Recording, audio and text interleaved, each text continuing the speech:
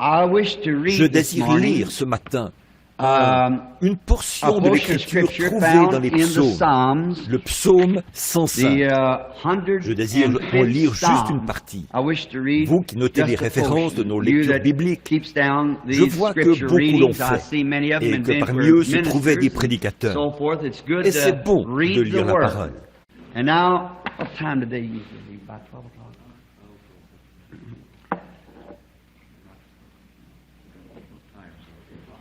Et maintenant, à quelle heure partent-ils d'habitude? Vers midi? Que dites-vous? Merci. Le psaume 105. Oh, give thanks unto the Lord, call upon his name. Louez l'Éternel, invoquez son nom, faites connaître parmi les peuples ses hauts faits.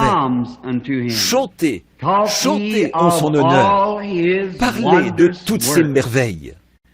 Glorifiez-vous de son saint nom, que le cœur de ceux qui cherchent l'Éternel se réjouisse. Ayez recours à l'Éternel et à son appui. Cherchez continuellement sa face. Souvenez-vous des prodiges qu'il a faits, de ses miracles et des jugements de sa bouche. Postérité d'Abraham, son serviteur, enfant de Jacob, ses élus. L'Éternel est notre Dieu. Ses jugements s'exercent sur toute la terre. He has remembered his covenant forever. The words which he commanded to a Il se thousand rappelle à generations, toujours son alliance, ses promesses which pour covenant 1000 he made with générations, Abraham, l'alliance and qu'il his a oath traitée avec unto Abraham Isaac, et le serment qu'il a and fait à Isaac. confirmed the same unto Il a Jacob érigé for a pour law, Jacob and en to loi, Israel for an pour Israël everlasting en alliance covenant, éternelle. saying unto thee will I give the land of Canaan, the lot of your inheritance. Disant, je te donnerai le pays de They were but Canaan a comme few héritage men qui in vous est number. échu. Yea, Ils étaient very alors few, peu and nombreux, très strangers peu in nombreux, it. et étrangers dans le pays.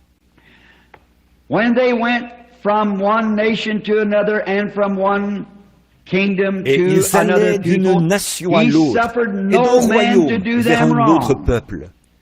Mais Yea, il ne he permit à reproved personne kings de les for their opprimer. sake, Il saying, châtia des rois touch à not cause my d'eux. anointed, and Ne do touchez my pas à mes prophets oints, no harm. et ne faites pas de mal à mes prophètes. May the Lord bless the reading of his words. Que le Seigneur bénisse la lecture de I sa have a parole. few scriptures written out J'ai here quelques somewhere passages de that I was l'Écriture going to que j'ai refer inscrits to, ici quelque perhaps part, along the road. auxquels je désire me référer peut-être en cours de route. I wonder today who's Je going me to be the demande next aujourd'hui president. qui va être le Elections coming prochain up, you know. président. Who's going Les to be élections sont president bientôt là, vous savez. Qui va être this next président term? pendant la prochaine période? What if I Et knew si je savais, there's only one that il n'y en a does qu'un know, and seul that's qui God? sache cela, et c'est Dieu. And what if God would reveal to me À who's going to be supposer the que next Dieu me president? révèle qui va être le And I prochain stood here président, in Phoenix and et made que a je me tienne prediction ici à that Phoenix such and et que je such a fasse man une would be the prédiction next president disant of que the tel United homme States. serait président des États-Unis. And they would place that in papers and so forth, and I would hit it Que cela right paraisse on dans the les dot journaux et to be ailleurs, perfect. et que je tombe pile, que ce soit And parfait, It que would be tout ce que all j'ai that dit I had s'accomplisse. said would come to Mais pass. quel But bien what cela good would it do? ferait-il? Quel bien What cela good is it ferait-il anyhow de toute if façon if I should do such a si thing? je faisais une telle chose? The papers would advertise Les it, journaux it en would go parleraient, out, maybe le if such a diffuseraient person could make peut-être. such a prediction, Si quelqu'un and faisait it une would telle be true, prédiction all the et qu'elle soit newspapers vraie, and magazines would- alors tous les would journaux, pass on it. toutes les revues le publieraient. But you know that God Mais vous doesn't savez do que things Dieu ne like fait that. pas des choses comme cela. God Dieu doesn't n'utilise pas use sa his puissance et power ses dons and his pour des gifts for bêtises. foolishness. Et cela sera que It's celui going to qui be doit whatever's être président it'll be sera president. président. And to know now which would be president wouldn't Et help us savoir maintenant one qui sera inch. président ne nous aiderait It pas wouldn't pour do un us sou. one bit of Ceci good ne to nous know ferait who's pas going le to be moindre president. bien de savoir qui va être président. So C'est therefore pourquoi God doesn't do Dieu ne those fait pas things des like choses comme that. ça. Et alors, si je faisais une telle prédiction, et que celle-ci s'accomplisse, et que les journaux en parlent, et les revues, alors ce serait à ma propre gloire. Les gens diraient, regardez le grand prophète qu'est Frère Branham. Il nous a dit bien longtemps avant que cela arrive, qui serait président. Et ceci serait à ma gloire. Mais Dieu ne veut pas, ça ne l'intéresse pas d'accomplir des choses à ma gloire, ou à la gloire de tout autre homme. Ce qui l'intéresse, c'est d'accomplir des choses à sa gloire, quelque chose qui sera profitable. Comme Paul l'a dit, si quelqu'un parle en langue et qu'il n'y a point d'interprète, quel bien cela fait-il? Nous ne faisons que nous glorifier nous-mêmes, et c'est où nous édifier nous-mêmes. Et c'est en quelque sorte en dehors de la ligne pour Dieu. Dieu veut être édifié lui-même. Et nous ne devons pas rechercher une édification personnelle, mais plutôt édifier Dieu avec tout ce que nous faisons. C'est pourquoi je crois ce matin que si je savais qui ce serait, exactement quand il serait élu, et ô combien il y aurait de voix en dessus ou en dessous, et quoi que cela soit, ceci ne ferait pas le moindre bien de le dire. Ce serait même mieux pour moi de le taire, si effectivement je le savais, ne pas essayer de le publier, car je n'aurais point de raison de le faire, car ceci arrivera de toute façon. Ceci ne fait pas beaucoup de différence pour nous. Qui va être président? But God, when He uses His gifts, He uses them for His own glory, lorsqu'il utilise ses dons, il les utilise pour sa propre gloire, et pour la gloire de son peuple, pour la gloire de son Église, pour l'édification du corps de Christ et pour la gloire du royaume de Dieu. C'est pour cela qu'il donne ces choses-là dans son Église. C'est pour cela qu'il a des docteurs, des prophètes, des évangélistes, des pasteurs. Ils sont là pour l'édification de l'Église et pour la gloire de Dieu. Et le prophète ne doit pas aller se mêler au monde et prendre un don et en faire ce que Balaam en a fait, et ainsi faire des ravages ou chercher à en faire de l'argent ou quelque chose ainsi. S'il est un prophète, il est censé révéler Dieu à l'Église et rester éloigné de toutes les choses du monde. Tout cela est pour la gloire de Dieu. Et maintenant, nous avons, et je crois que c'est une bonne chose pour nous qui sommes prédicateurs, de suivre notre ordre lorsque nous voyons dans le monde des choses telles que celles que nous voyons aujourd'hui.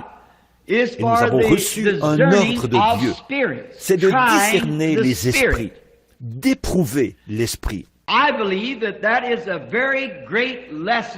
Je crois que c'est une très grande leçon pour l'Église aujourd'hui. C'est d'éprouver l'esprit de toute chose, avoir le discernement de l'esprit. Je pense que jamais, en aucun cas, nous ne devrions essayer de juger une personne par la dénomination à laquelle elle appartient ou par le groupe avec lequel elle se réunit. Qu'il s'agisse de méthodistes, baptistes, presbytériens, pentecôtistes ou d'autres encore, nous ne devrions jamais juger l'homme par la dénomination à laquelle il appartient. Nous devrions toujours le juger par l'esprit qu'il a. Voyez-vous, l'esprit, qu'il soit de la dernière pluie ou de la première pluie, qu'il soit de la pluie intérieure ou de la pluie extérieure, ou pas de pluie du tout, quoi que cela soit, nous ne devrions jamais le juger par cela, mais par son esprit. Nous devons discerner les esprits. Observez les intentions de cet homme, ce qu'il essaye de réaliser. Si l'homme, par un don, peu importe combien ce don est grand. Maintenant, je veux faire comprendre ceci à l'Église ce matin. Bien que dans différentes dénominations, vous êtes quand même ensemble l'Église du Dieu vivant. Et voici la chose que je désire vous faire comprendre. Nous ne sommes pas vraiment divisés. Nous sommes les pierres qui sont taillées de différentes formes, toutes à la gloire de Dieu. Maintenant, en ce jour où nous vivons, il y a tellement de choses en rapport avec les dons.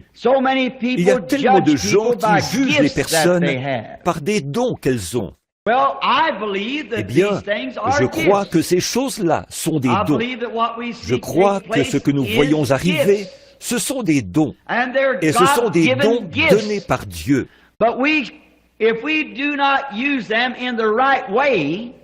Mais si nous ne les utilisons pas de la façon correcte, prévue par Dieu, alors nous pouvons faire plus de mal avec les dons que si nous ne les avions pas.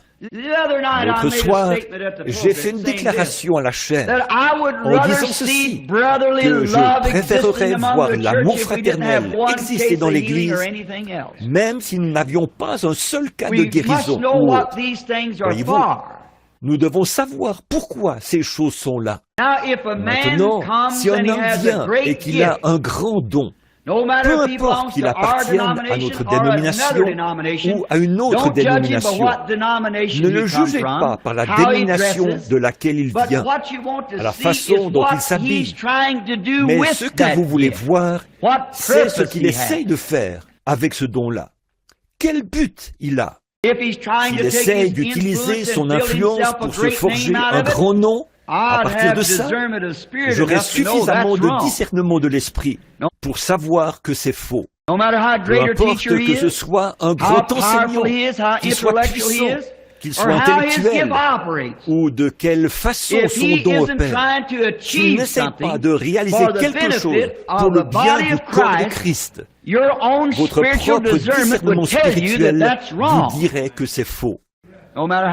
Peu importe que ce soit précis, que ce soit parfait ou autre, c'est faux si ceci n'est pas utilisé pour le corps de Jésus-Christ. Le Deutéronome, chapitre 13.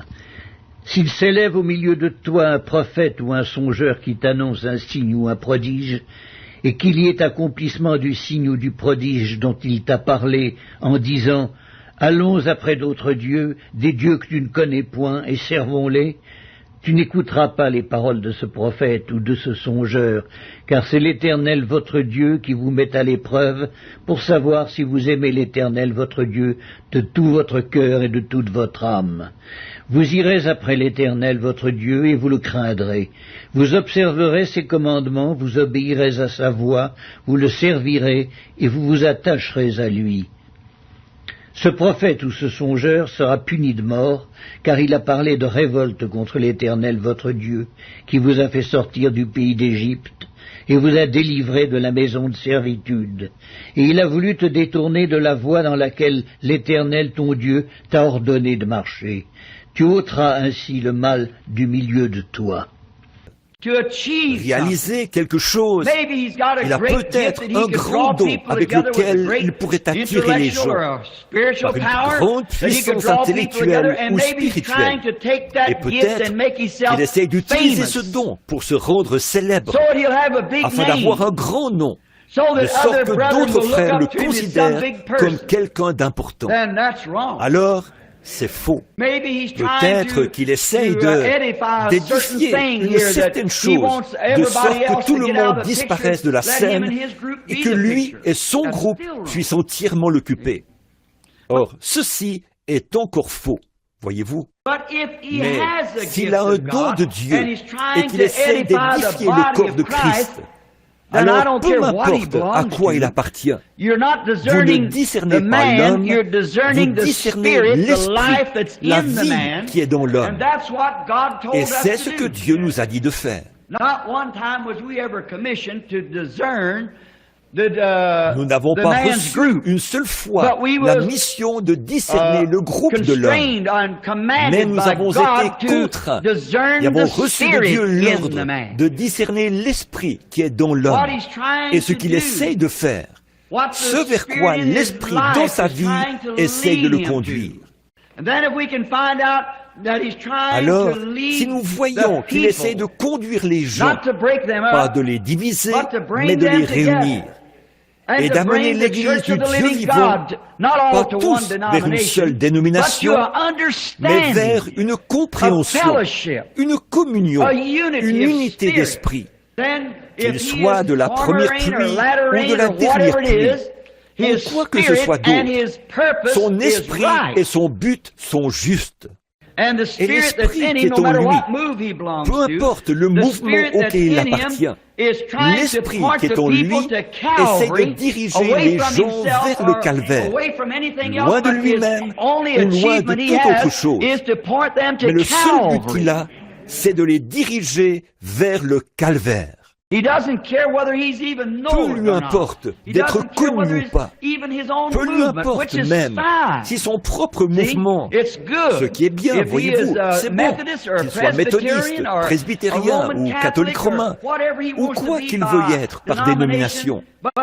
Mais qu'essaye-t-il de faire? Quel est le dessein de son cœur qu'il essaie de réaliser? Alors, vous pouvez voir ce qu'il y a dans la vie de cet homme. Si ses motifs sont pour sa dénomination, si c'est pour lui-même, si c'est pour des choses mondaines, si c'est pour des grands noms, pour dire, eh bien, j'ai prédit cela, et cela est arrivé exactement. Maintenant, vous voyez, c'est déjà faux à ce moment-là. Mais s'il essaye d'utiliser ce que Dieu lui a donné comme docteur, comme prophète, comme voyant, un prophète du Nouveau Testament est un prédicateur. Nous savons tous cela. N'importe quel ministre qui est prédicateur est un prophète du Nouveau Testament. S'il prophétise ou prêche, non pour s'édifier lui-même et se faire un grand nom, ou pour édifier son organisation, bien qu'il devrait être dans une organisation. Me voici moi, sans organisation, mais prêchant que vous devriez vous y trouver. C'est juste. Chaque homme devrait avoir une église où il se sente chez lui. Vous devriez avoir un endroit, et non pas simplement flotter ça et là, mais avoir un endroit où vous allez à l'église, et vous l'appelez votre église. Un endroit où vous payez votre dîme, et un endroit où vous aidez à soutenir la cause. Faites votre choix, mais alors ne coupez jamais la communion avec cet autre homme, parce qu'il n'appartient pas à votre groupe. Vous voyez, discernez son esprit, et voyez s'il a le même but dans le cœur. Et alors, vous avez la communion l'un avec l'autre. Vous travaillez pour une grande cause, c'est la cause de Christ. Je crois que c'est parfaitement vrai. Maintenant, si nous observons les motifs et les objectifs des prophètes de l'Ancien Testament, ces hommes-là avaient un objectif, et c'était Jésus-Christ. Quelque chose leur a servi de thème central dans l'Ancien Testament, la venue du Messie. Ils ne sont pas allés faire des choses juste pour l'argent ou la célébrité. Ils avaient une chose, ils étaient loin de l'Esprit de Dieu. Ils ont prédit la venue du Messie. Et ces hommes étaient à tel point remplis de l'Esprit qu'ils ont parfois agi comme l'Esprit qui était en eux, et qu'ils ont parlé comme s'il s'agissait d'eux-mêmes. Regardez comment l'Esprit de Dieu a fait agir ces hommes-là. L'Épître de Paul aux Colossiens, chapitre 1. Je me réjouis maintenant dans mes souffrances pour vous, et ce qui manque aux souffrances de Christ, je l'achève en ma chair pour son corps, qui est l'Église. C'est d'elle que j'ai été fait ministre, selon la charge que Dieu m'a donnée auprès de vous, afin que j'annonçasse pleinement la parole de Dieu, le mystère caché de tout temps et dans tous les âges, mais révélé maintenant à ses saints, à qui Dieu a voulu faire connaître quelle est la glorieuse richesse de ce mystère parmi les païens, savoir Christ en vous, l'espérance de la gloire. C'est lui que nous annonçons, exhortant tout homme et instruisant tout homme en toute sagesse, afin de présenter à Dieu tout homme devenu parfait en Christ. C'est à quoi je travaille en combattant avec sa force qui agit puissamment en moi. Nous prendrons par exemple Moïse, le grand prophète, et nous verrons comment cet homme n'avait absolument aucun motif égoïste. Il aurait pu être roi d'Égypte, il aurait pu avoir le monde sous ses pieds.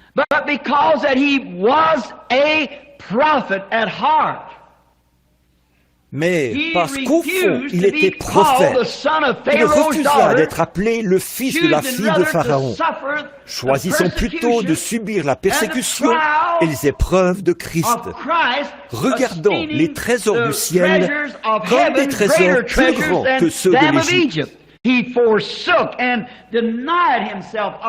Il abandonna et se détacha de toute célébrité mondaine, du luxe et des choses que la vie pouvait offrir.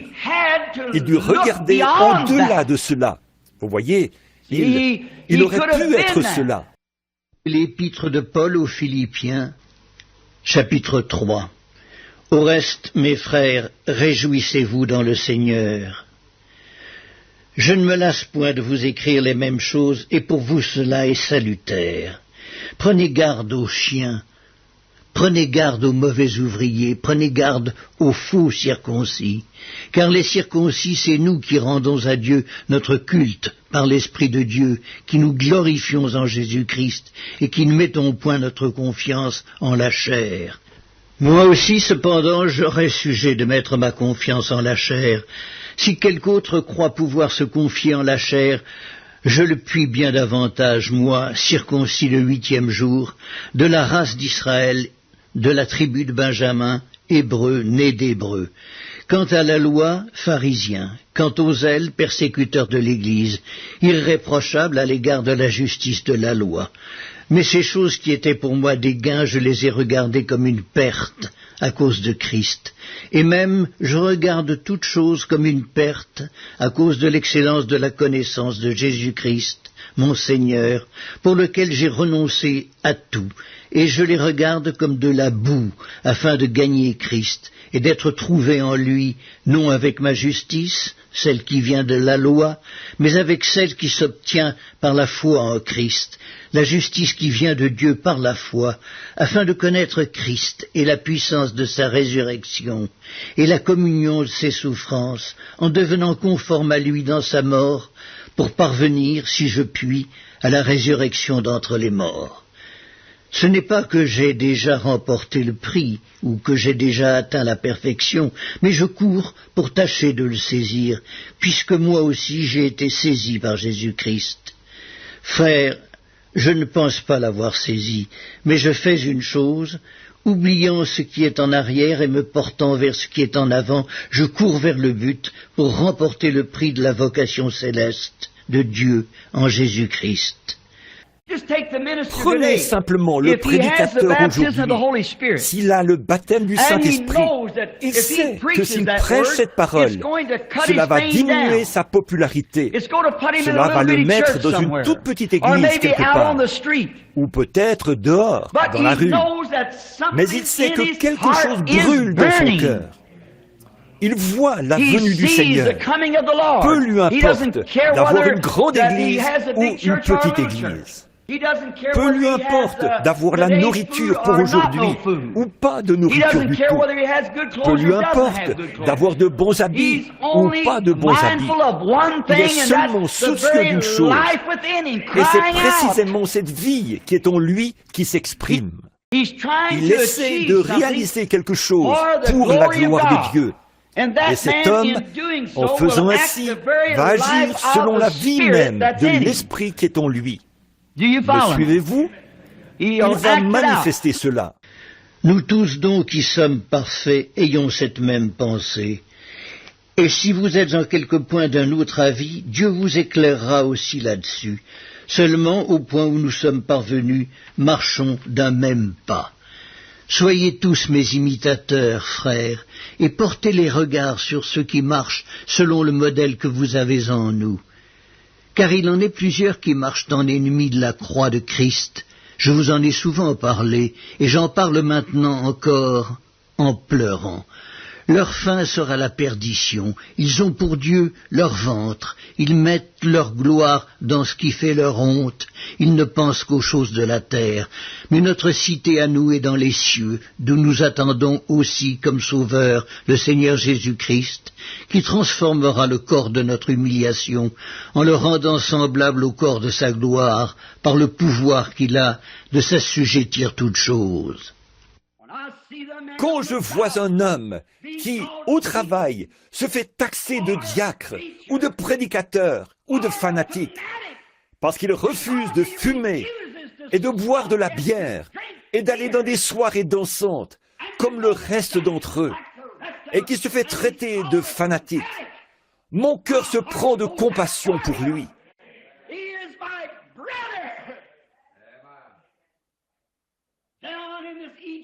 Il est mon frère, ici, sur le sol égyptien, et c'est ce qui crée dans notre cœur le désir de l'étreindre, et de dire, frère, nous sommes des pèlerins et des étrangers dans ce pays, il me tarde de communier avec toi.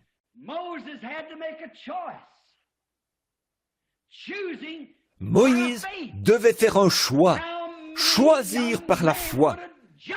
Combien de jeunes hommes auraient sauté sur l'occasion de devenir le fils de la fille de Pharaon?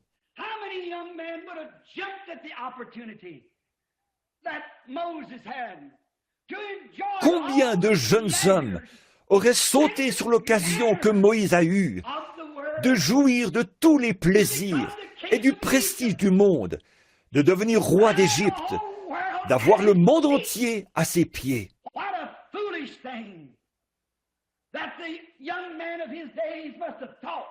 Quelle folie! C'est ce que les jeunes hommes de son époque ont sans doute pensé, que Moïse ait choisi de prendre sa place au milieu du peuple de Dieu, qui est affligé et souffrant.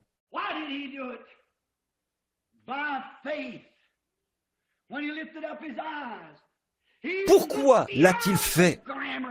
Par la foi, en levant les yeux. Il a regardé au-delà du prestige de ce monde. Il a regardé au-delà des plaisirs du péché. Et la Bible dit qu'il a tenu ferme, comme voyant celui qui est invisible. Et par la foi, il a fait le choix de servir ce Dieu, quoi qu'il advienne.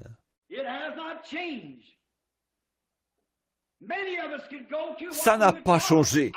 Bon nombre d'entre nous pourraient se rendre dans ce qu'on appellerait un meilleur bâtiment. Nous pourrions sans doute jouir de la communion et des plaisirs d'être assis sur de meilleurs bancs. Nous serions peut-être plus populaires en buvant et en fumant, et en nous habillant et en nous comportant comme le monde. Mais qu'est-ce qui s'est passé? Vous avez levé les yeux et par la foi, vous voyez celui qui est invisible et vous avez pris le parti des rejetés et de ceux qu'on qualifie aujourd'hui d'exaltés. En effet, par la foi, nous voyons celui qui est invisible et nous choisissons de souffrir les persécutions et les afflictions. Je ne dirai pas aux gens qu'ils doivent choisir d'être affligés. Je ne dirai pas que vous devez choisir la souffrance. Ce ne serait pas humain de le faire. Mais si la souffrance se trouve sur le sentier du devoir, alors acceptons-la lorsqu'elle arrivera. Je ne veux pas que vous fassiez quelque chose qui amènerait quelqu'un à se moquer de vous. Je ne voudrais pas que vous disiez toutes sortes de choses, que je fais partie d'une église qui ne croit pas en telle ou telle chose du monde, et ce genre de choses, juste pour amener les gens à se moquer de vous. Vous provoquez cela. Je ne vous demande pas de sortir ici et de faire toutes sortes de choses, quelque chose de radical. Je ne voudrais pas que vous fassiez cela, afin d'amener quelqu'un à vous traiter de fanatique. Vous provoquez cela. Mais si cela se trouve sur le sentier de votre devoir envers Dieu, laissez le monde dire ce qu'il veut. Continuez de vivre. Faites un choix. Chaque homme et chaque femme doit le faire. Maintenant, quand nous habitons loin d'ici pour être présents, nous habitons trop loin d'ici pour être présents au tabernacle. Où nous conseillez-vous d'être présents, de nous assembler, étant donné que les églises prennent pour modèle l'église mère, c'est-à-dire le catholicisme? Mon cher frère ou ma chère sœur, quelle que soit la personne qui a écrit ça, je ne vous dirai pas à quelle église aller, mais à votre place, voici ce que je ferai, mon frère, ma sœur. Si vous n'avez pas le baptême du Saint-Esprit, vous voyez, eh bien, recevez le baptême du Saint-Esprit. Et après, allez dans une assemblée où il y a d'autres personnes qui ont le baptême du Saint-Esprit. Il faut vous rassembler avec cette sorte de gens-là. Il n'y a pas longtemps, j'ai vu un homme qui était né, ça faisait 10 ans qu'il... ou pas né, pardon, ça faisait 10 ans qu'il n'avait pas eu la vue. Il faisait partie d'une grande église. Il habitait Kennett, dans le Missouri. Il y a des années, il était cordonnier. Et il avait perdu la vue. Cet homme est venu sur l'estrade, et le Saint-Esprit lui a dit qui il était et ce qui n'allait pas chez lui. Il lui a dit depuis combien de temps il était aveugle. Et il lui a parlé d'une vilaine petite chose qu'il avait faite. Il a dit, si Dieu me prête vie pour que je puisse aller là-bas, alors je redresserai la situation. Et quand il a dit ça, ses yeux se sont ouverts. Il a lu plusieurs chapitres de suite dans cette même Bible que j'ai ici. Il est retourné à son église et il donnait la louange. Et le pasteur lui a dit, « Ce serait arrivé quand même. Voyons, tu t'es simplement emballé. Il n'y avait rien de vrai là-dedans. Il n'y a rien de vrai dans ce genre de choses. C'est du diable. Je défie n'importe qui de m'indiquer un seul passage de l'Écriture où il est dit que le diable peut guérir. Si vous m'indiquez où il est dit que le diable peut guérir, moi je prouverai que le diable est votre père. C'est vrai, si vous faites ça. Ce n'est pas contenu dans les paroles de Dieu. Cela ne peut pas être prouvé. Et vous, peut-être, si vous les essayez, je vous invite à le faire. Mais ça, des évêques et des gens de toutes sortes y ont été confrontés, mon frère. Alors, ne dites pas ça. Regardez, et cet homme-là s'est mis dans son cœur à croire cela.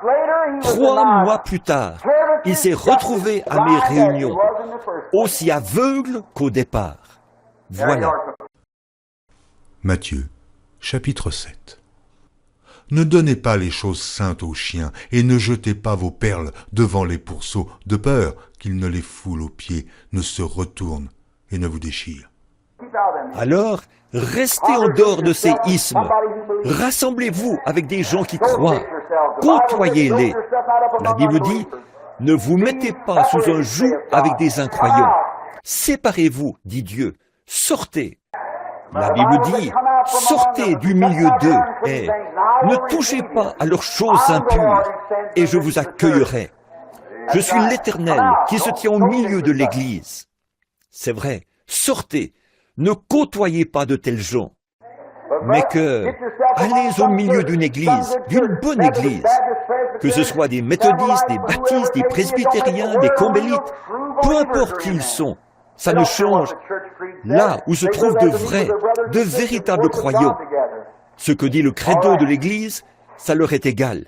Ils vont là-bas pour retrouver leurs frères et sœurs, et pour adorer Dieu ensemble. Très bien. Maintenant, si jamais vous avez connaissance que quelque chose ne va pas dans l'Église, un individu, une personne ou quoi que ce soit, il est de votre devoir de régler cette chose. Sinon, vous aurez à rendre compte de cela devant Dieu. Vous, l'Église.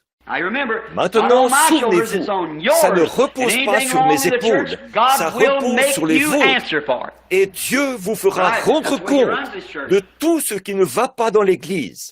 C'est vrai, c'est comme ça qu'il dirige son Église. C'est comme ça dans la Bible. C'est l'ordre établi par la Bible. C'est la souveraineté de l'Église locale. Le pasteur est le chef. C'est vrai. Amen.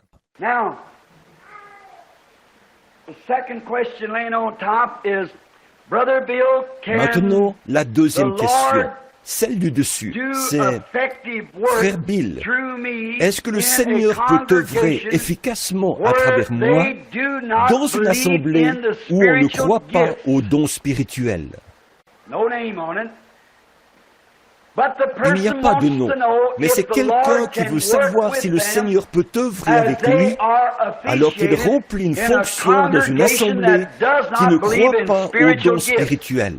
J'en doute fort. I'm very much in doubt, dear friend, that the Lord could efficiently work through you. Je doute fortement, mon cher ami, que le Seigneur puisse œuvrer efficacement à travers vous, parce que vous êtes associés à des incroyants. Et la Bible dit, ne vous mettez pas avec les infidèles sous un joug, mais sortez du milieu d'eux et séparez-vous, dit le Seigneur. Alors je vous accueillerai.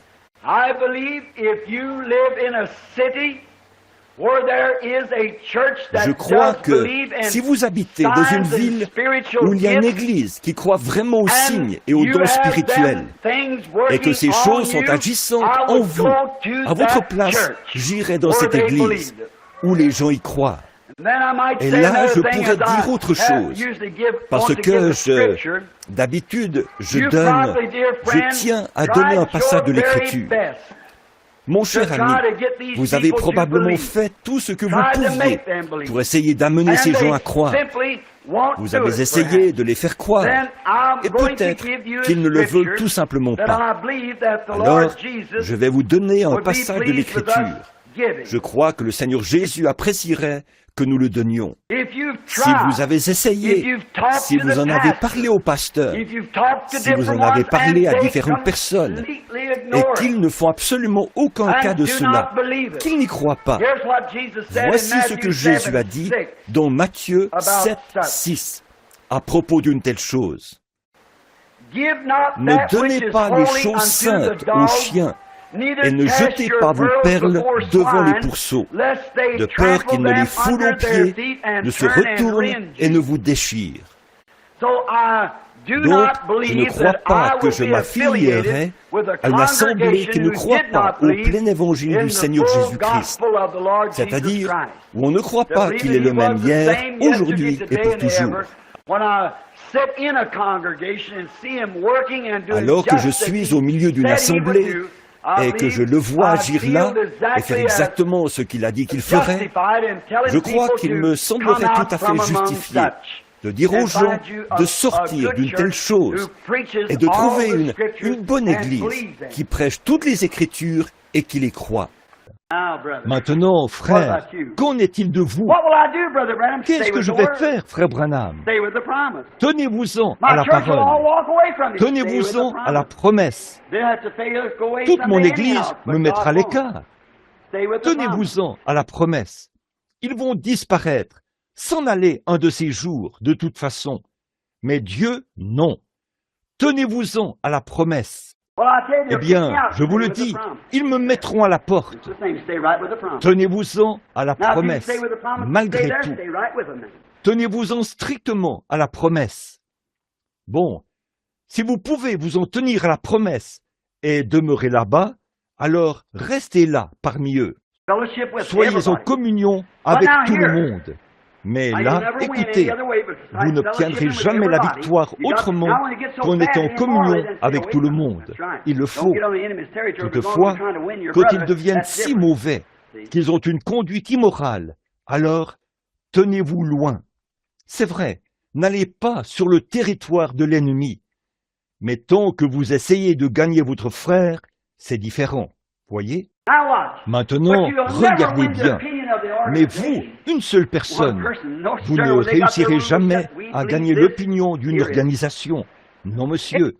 Une fois que leurs règles sont établies, nous croyons ceci. Point.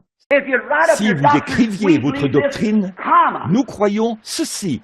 Virgule. ce serait différent. Un point signifie « nous croyons ceci ».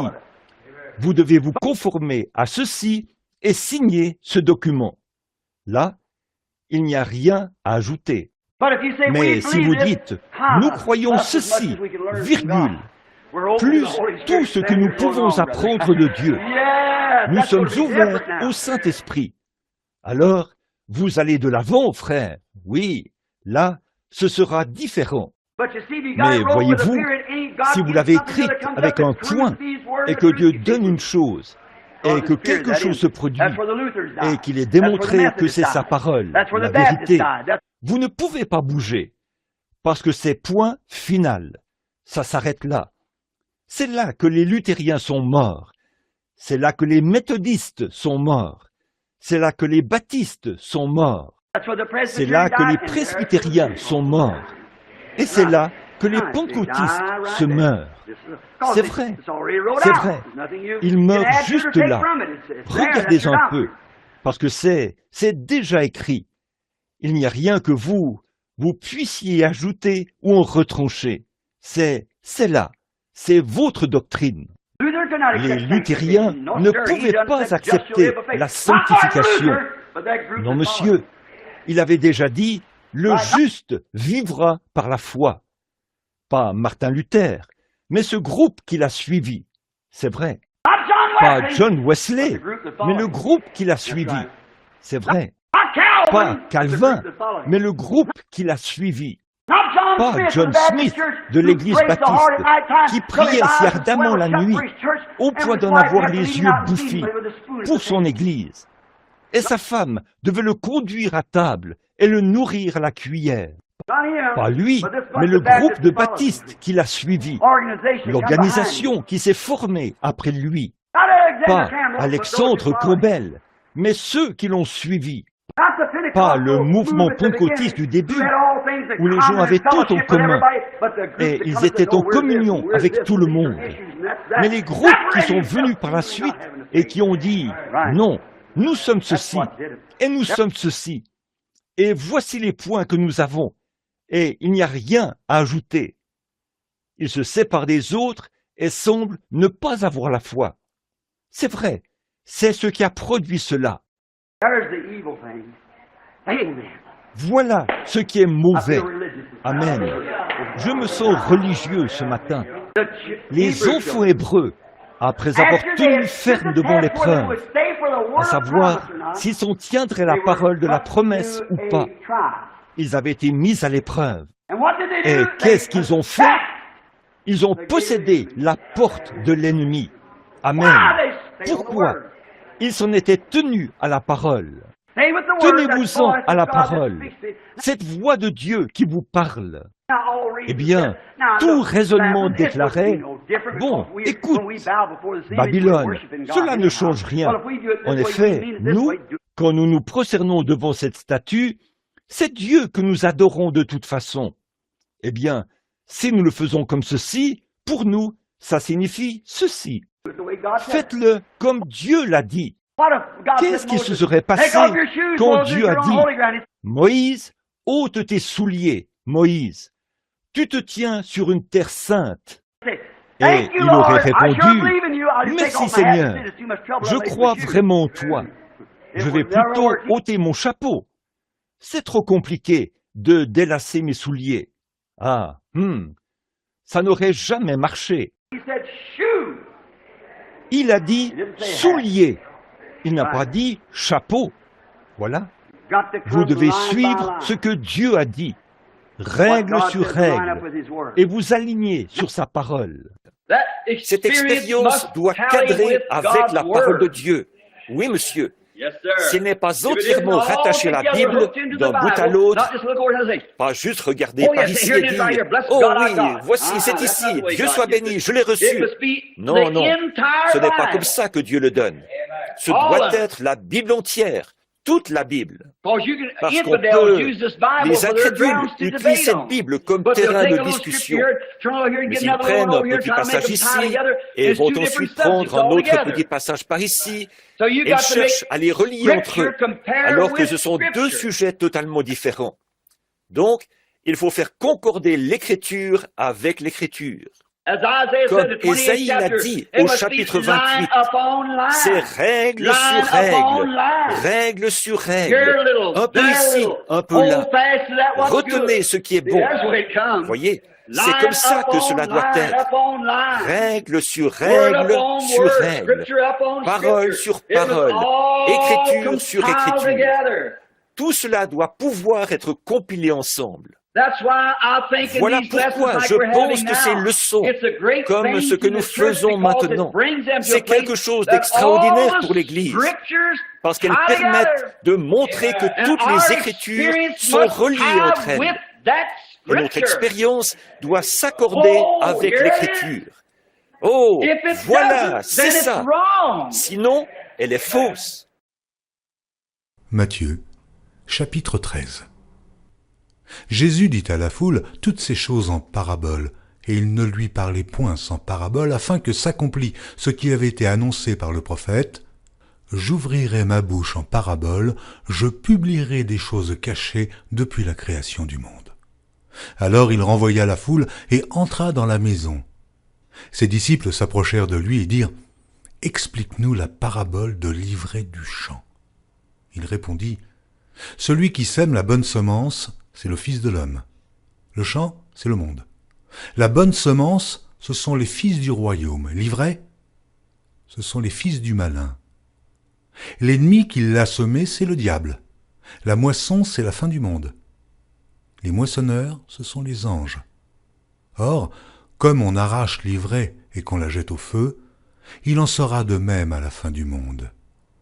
Le Fils de l'homme enverra ses anges qui arracheront de son royaume tous les scandales et ceux qui commettent l'iniquité, et ils les jetteront dans la fournaise ardente où il y aura des pleurs et des grincements de dents.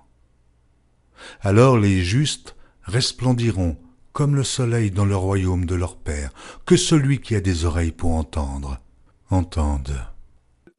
Maintenant, pour conclure, je dirais ceci. Nous savons tous que l'Église contemporaine, pentecôtiste, dans son état actuel, et j'inclus toutes les dénominations, je les mets toutes dans un même paquet, parce qu'elles y sont. Souvenez-vous, il va d'abord lier les mauvaises herbes en gerbes et les brûler.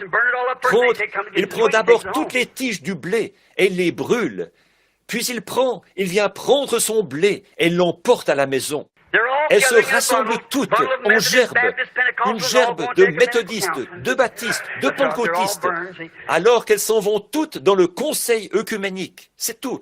Elles sont toutes à brûler. Voyez ? Nous savons tous que l'Église contemporaine, dans son état actuel, dans sa condition actuelle, n'est pas du tout en état de mener à terme la grande commission que Dieu a donnée à l'Église pour aujourd'hui. Combien de pentecôtistes peuvent dire Amen à ça? C'est vrai, voyez, nous sommes unitaires, binitaires, trinitaires, ceci, cela ou autre chose. Nous nous chamaillons, nous nous disputons. L'un est ceci, l'autre est cela et autre chose. Et tous, sans exception, ils ont peur de regarder la parole en face et de subir le test. Voyez? Ils savent, vous leur en parlez, elles disent, je n'y peux rien, je ne peux pas croire ça, peu importe ce qu'il fait, voyez, ça montre quelle maman et quel papa vous avez. Vous pourriez être surveillant général un jour, vous pourriez être ceci, cela ou autre chose. Vous feriez mieux d'être un fils de Dieu. Or, nous savons que l'Église pentecôtiste ne pourrait en aucun cas, mener à bonne fin le message des derniers jours, dans l'état où elle se trouve actuellement. Le pourrait-elle? Voyons, ils n'arrivent même pas à se mettre d'accord sur une ou deux paroles de la Bible. Comment le pourrait-on? Elle ne le peut pas. Alors, vous voyez, la dénomination, c'est hors de question.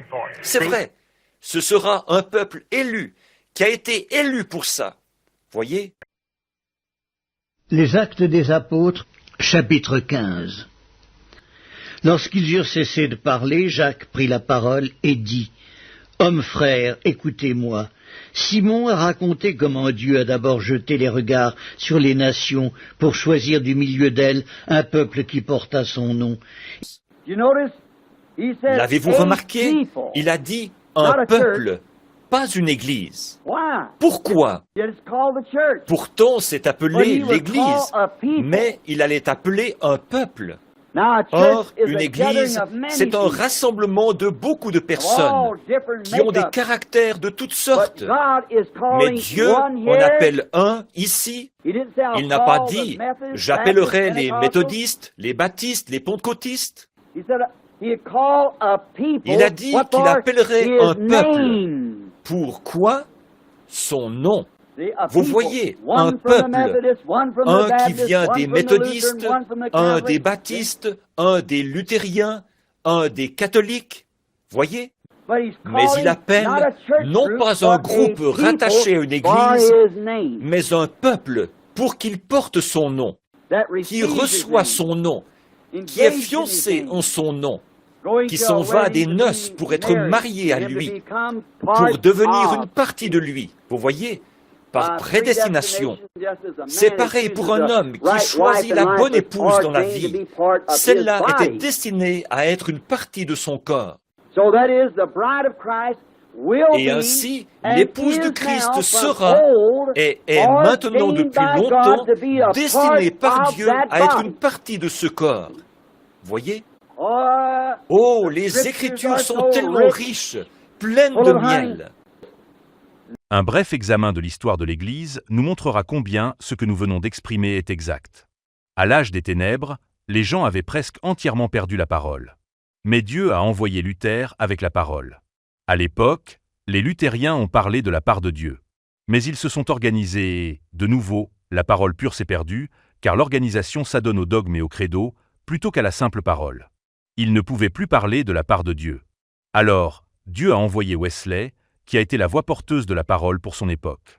Ceux qui ont accepté la révélation qu'il avait reçue de Dieu sont devenus des lettres vivantes, lues et connues de tous les hommes de leur génération. Quand les méthodistes ont failli, Dieu en a suscité d'autres, et cela a continué ainsi au fil des années, jusqu'à ce dernier jour où il y a de nouveau un peuple dans le pays qui, guidé par son messager, sera la dernière voix pour le dernier âge. Oui, monsieur, l'Église n'est plus le porte-parole de Dieu, elle est son propre porte-parole. Aussi, Dieu se retourne contre elle. Il la confondra au moyen du prophète et de l'épouse, car la voix de Dieu sera en elle. Oui, elle est en elle, car il est dit dans le dernier chapitre de l'Apocalypse, au verset 17, « L'Esprit et l'épouse disent, viens ». Une fois encore, le monde entendra ce qui vient directement de Dieu, comme à la Pentecôte.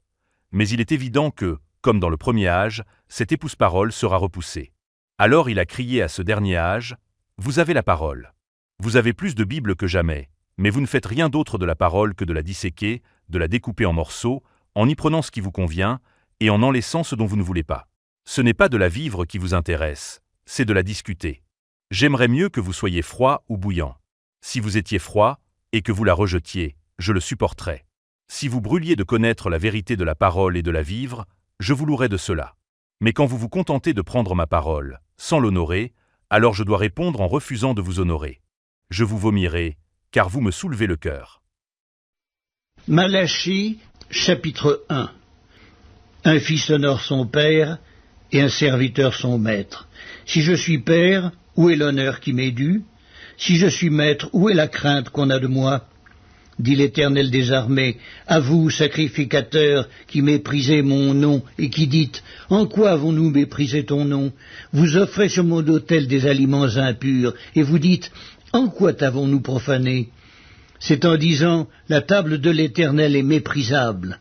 Quand vous offrez en sacrifice une bête aveugle, n'est-ce pas mal? Quand vous en offrez une boiteuse ou infirme, n'est-ce pas mal? Offre-la donc à ton gouverneur.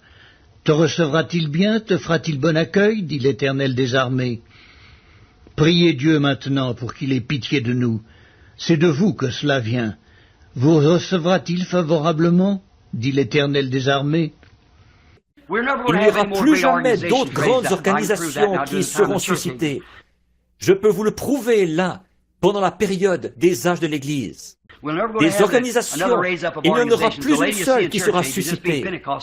L'âge de l'Église de Laodicée, ce sera simplement les pentecôtistes qui se formeront eux-mêmes en dénomination, continuellement comme ça. Mais il n'y aura plus jamais de grands réveils qui seront amorcés, lancés dans ce pays. Le tout petit nombre qui restera de l'Église, c'est lui qui attirera ceux qui sont destinés à entrer. En effet, la Bible dit que les âges de l'Église se terminent dans la tiédeur. C'est vrai. Alors ça doit arriver comme ça. La seconde épître de Paul aux Corinthiens, chapitre 4. C'est pourquoi, ayant ce ministère selon la miséricorde qui nous a été faite, nous ne perdons pas courage. Nous rejetons les choses honteuses qui se font en secret, nous n'avons point une conduite astucieuse, et nous n'altérons point la parole de Dieu. Mais en publiant la vérité, nous nous recommandons à toute conscience d'homme devant Dieu. C'est ce que les églises cherchent à faire. Avez-vous vu qu'ils essaient de produire une Bible qui paraîtra l'année prochaine, en 1962? C'est une Bible qui plaira aux Juifs, qui plaira aux catholiques et qui plaira aux protestants. Oh frère, j'ai la coupure de journal. Je ne l'ai pas avec moi ce soir, mais vous m'avez quand même entendu lire cela l'autre soir. Voilà, voyez-vous? Oh, tout cela dans le but d'augmenter en nombre. Ils prennent les choses saintes de Dieu et les éparpillent n'importe comment pour augmenter en nombre et devenir plus nombreux. C'est ce qu'a fait l'Église. Elle a accepté en son sein des gens sur la base d'une poignée de main.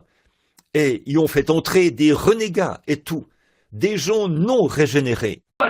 Mais dans le véritable corps de Christ, qui n'est pas une organisation, mais le corps mystique de Christ, on ne peut y entrer que par un seul moyen, et c'est par le baptême du Saint-Esprit. C'est vrai. Et les mêmes signes qui ont accompagné les apôtres accompagnent l'Église.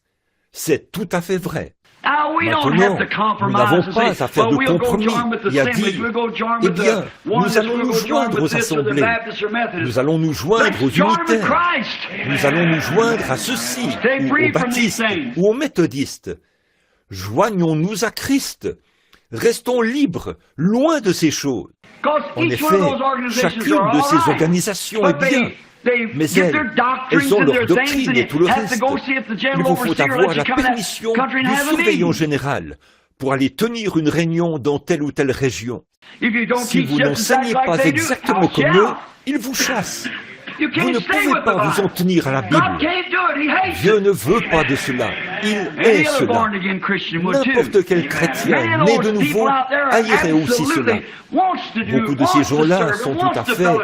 Ils veulent le faire. Ils veulent servir et ils veulent fraterniser. Mais vous ne pouvez pas le faire. On vous mettrait à la porte. Eh bien, qu'ils vous mettent à la porte. Allez de l'avant. Recevez le Saint-Esprit quand même. C'est tout à fait vrai. Mais voyez-vous, ils veulent avoir ce dogme. Ils veulent vous conduire de sorte que vous ayez beaucoup d'argent. Les baptistes avaient un slogan en 44.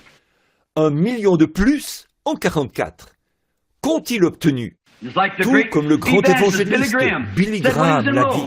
Lorsqu'il était à Louisville, je vais dans une ville. Il a dit, Paul allait dans une ville. Il faisait un converti. Il revenait l'année suivante, il y en avait 30 à partir de celui-là. Des arrière petits-enfants à partir de cette seule conversion. Il a dit, je vais dans une ville, j'en fais 30 000. J'y retourne l'année suivante et je n'en trouve même pas 30. C'est ce qu'il a dit. Il a fait une bonne déclaration. Mais je ne crois quand même pas que notre précieux frère avait raison. Il a dit, vous, prédicateurs paresseux, il a dit, je vous donne leurs noms et leurs adresses. Vous restez assis là, les pieds sur le bureau, et vous leur écrivez une lettre au lieu d'aller leur parler. Je l'ai en quelque sorte admiré d'avoir dit cela. Je préfère qu'un homme soit ce qu'il est, pas un hypocrite. Prenez position ouvertement et soyez ce que vous êtes. J'aime ça. Mais j'aimerais lui dire, Billy, qui était là-bas pour s'occuper du converti de Paul? Voici ce qu'il en est, Billy. Si tu arrêtais de leur permettre d'aller recevoir une poignée de main et qu'ils prennent conscience et disent « Oui, j'accepte Jésus comme mon sauveur personnel » et qu'ils restent là jusqu'à ce qu'ils meurent et pourrissent et qu'ils naissent de nouveau du Saint-Esprit, ils feraient alors de nouveaux convertis. Frère, vous êtes, il est tout feu, tout flamme, impossible de l'arrêter. C'est comme une maison en feu par un jour de grand vent. Vous n'y pouvez absolument rien. Oh, il enflamme tout, mon frère, un vrai converti à Christ. Il ne peut pas rester tranquille. Il est juste, il ne s'arrête jamais. Oh, je suis si heureux. Oh là là, le baptême du Saint-Esprit à l'ancienne mode, qui embrase votre âme. Vous ne pouvez pas rester tranquille. Ce vent vous secoue, ce vent impétueux souffle continuellement en vous. Eh bien, je continue simplement d'y ajouter du bois et d'avancer. Monsieur, personne n'avait à s'occuper du converti de Paul. Paul les a menés assez profondément en Christ jusqu'à ce qu'ils meurent à eux-mêmes et vivent en Christ. Ainsi, ils feraient le reste. C'est vrai, voilà, c'est ça. Bienveillant Père Céleste, que ta miséricorde et tes bénédictions reposent sur les gens, que ton esprit agisse et que ton Saint-Esprit descende sur ce peuple. Et Seigneur, donne-leur le baptême de l'Esprit. Puisse chaque homme et chaque femme, garçon et fille, ici, qu'ils soient tellement transportés ce soir par le Saint-Esprit, qu'ils diront, « Oh Dieu, prends tout ce que j'ai, prends tout ce que je suis, mais permets que je te serve, mon Seigneur. Je mettrai tout de côté. Je vais renoncer à moi-même. Je vais renoncer à mon orgueil. Je vais abandonner l'Église. Je vais tout abandonner. » Non pas qu'ils devraient sortir de leur Église, Seigneur, mais il faut qu'ils sortent de l'état dans lequel ils vivent. Oh Dieu, renvoie les méthodistes dans leur Église, enflammés, pour qu'ils prêchent l'Évangile. Renvoie les baptistes, renvoie les combélites, renvoie les catholiques. Seigneur Dieu, envoie quelqu'un du Branham Tabernacle, ici, ramène-le ici au tabernacle, avec un esprit doux et humble, qui ira de l'avant et parlera et aimera et essaiera d'amener les gens de nouveau d'un commun accord.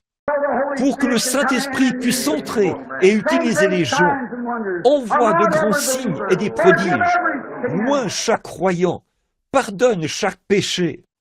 Oh Dieu, nous voyons les signes apparaître, nous voyons le figuier bourgeonner, nous savons que le temps est proche. Nous voyons cette bombe là-bas, entre les mains de l'homme même, dont tu as dit qu'il avait été donné de détruire le monde. Oh Dieu, comment pouvons-nous rejeter plus longtemps? Comment le pouvons-nous, alors que nous entendons ton évangile béni résonner si clairement, que nous entendons le Saint-Esprit agir, que nous voyons le Saint-Esprit accomplir des signes et des prodiges, guérir les malades, ouvrir les yeux des aveugles, ramener les morts à la vie, de grands prodiges et de grands signes, l'évangile prêché par des illettrés, des ignorants, prêché sous la puissance et la démonstration du Saint-Esprit, des signes et des prodiges qui accompagnent l'Église, et combien plus encore. Tu as dit, si vous aviez connu Moïse, vous auriez connu mon jour. Alléluia. C'est pareil aujourd'hui, Seigneur. Ils voient toutes sortes de signes, de guerre et de troubles et tout. Qu'ils tournent les pages de la chère vieille Bible et qu'ils voient où se trouve la borne kilométrique. Nous sommes à la fin de l'âge. Oh Dieu, fais agir ton esprit sur ces gens. Et alors qu'ils repartent d'ici ce soir, puisse le Saint-Esprit repartir avec eux. Et demain soir, Seigneur, quand nous viendrons à ce grand appel à l'autel que nous avons l'intention de faire, nous prions pour que les autels soient remplis, que les salles de prière soient pleines.